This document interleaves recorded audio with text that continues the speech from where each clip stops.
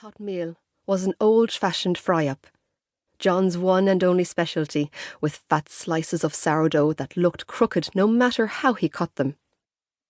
He remembered it all so clearly. He had botched up the egg yolks again, not surprisingly.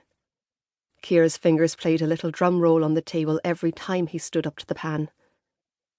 The probability of good eggs hadn't improved since they met, but it added some excitement to their Sundays.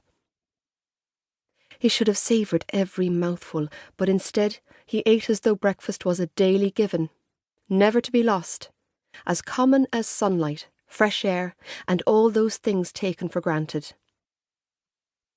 He had been standing by the window over the kitchen sink, rinsing a mug long after it was clean, listening to it squeak under the warm water. The distant fields' long grasses were like eyelashes winking at him, shimmering under that summer blue. That's when the notion of taking a Sunday drive seeded itself in his mind. John imagined it blooming into a perfect day, one that their shared memories would keep from ever wilting. If only he had known the horrors such seeds could grow. Ciara was sunken in the corner of the couch, with her toes curled under her in those fleecy socks that were a Sunday staple. She was smiling like she used to when he peered round the door, humming to herself, flicking through the channels, most likely looking for a movie that he would enjoy. It was never about her. She would cuddle in under his arm, and he wouldn't know if her eyes were open or closed. That was their perfect Sunday, and for a long time it never changed. Not until John had to ruin everything. "Come on," he announced, slapping his hands. "Let's go on an adventure." She looked to him, lips lolling open, sharing that beautifully bemused expression she always did when he surprised her. Ciara's thumb ceased clicking. Her eyes glanced back at the television, almost sadly. She didn't want this. John knew that.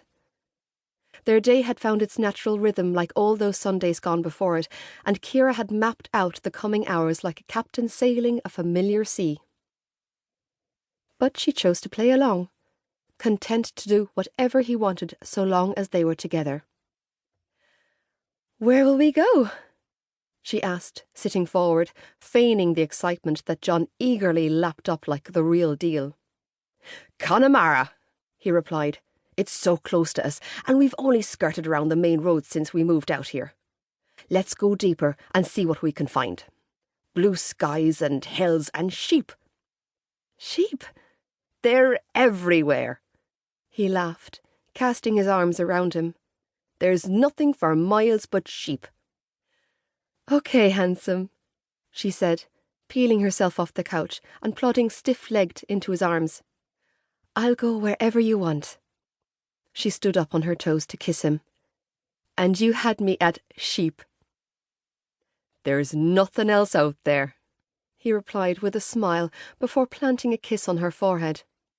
"You can pick out your favourite one and we'll bundle it in the back of the car." There, holding his wife in a home, not a prison of concrete and glass. That's the moment he could have saved them. John wished he had just held Ciara a little longer. If only he had asked her what she really wanted to do, not that he didn't already know. She had probably already picked out 6 movies for him. Ciara would read the blurbs aloud in her deepest theatrical voice, and he would decide the winner. Maybe a better husband wouldn't have been so selfish. A day on the couch sure sounded good to him now. John had to stop. He palmed the sweat from his face, gulping for air that seeped like mould into his lungs. The seasons held no sway over the woodland. An eternal coldness was trapped there, rising as mist by the deeper pits. It was a cemetery of trees whose black earth sank soft without need for rain, and the feeling of death and rot haunted it like the residue of some horrible dream. The stillness there was unnerving. John's clumsy steps were imitated from every angle, their dizzying echoes leading his senses astray. He had to keep his course,